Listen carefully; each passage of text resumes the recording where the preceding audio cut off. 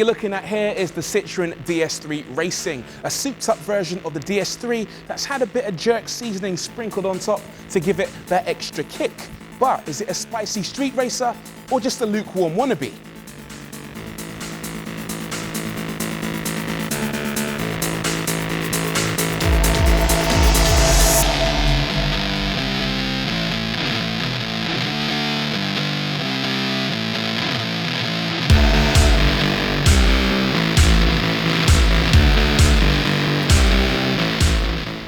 Looks-wise, it is the real deal. I'm loving the reverse shark fin and the big 18-inch alloy wheels, which in this case are black, so they contrast quite nicely with the white paintwork. Also, there are decals, lots and lots of decals. It's like someone drove into a branch of Halfords, did a handbrake turn and drove out again, and everything stuck. There's even a big DS3 sticker on the roof to let the police helicopters know exactly what kind of car they're chasing.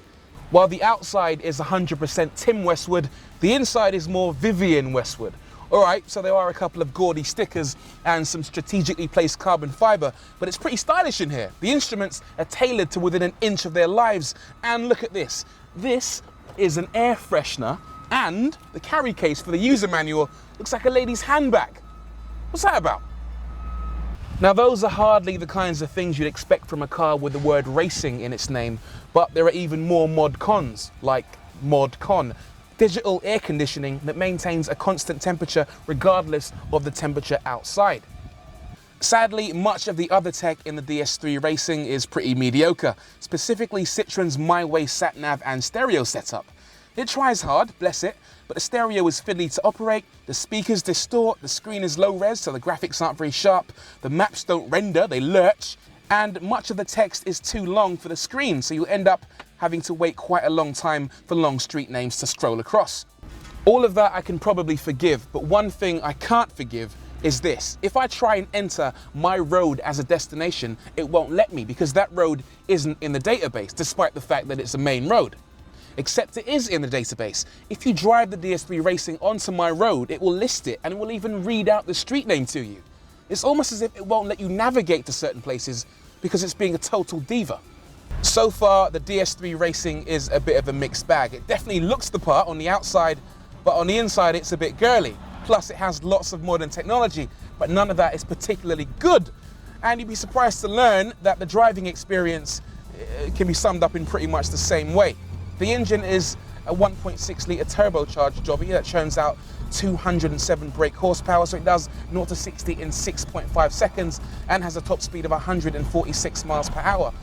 But although that sounds impressive, the power delivery is quite linear. There's no sudden rush of power that kicks you in the back. It kind of cruises up until it gets really high up in the rev range, and that's when you get masses and masses of torque and power. It's a bit like driving around in something like a Bentley. It's very smooth. Very disappointing in a sense if you want a road racer that's very akin to like a typical hot hatch, like a Ford Focus RS. As for the handling, well, that's pretty good actually. The suspension's been lowered by 15 millimeters and it's been stiffened, so it's quite handy in the corners. You can really chuck it around without, risking life and limb. That said, it is quite soft at the same time. You can really bounce over speed bumps without upsetting the DS3 Racing too much. It's a bit of a contradiction in terms, really.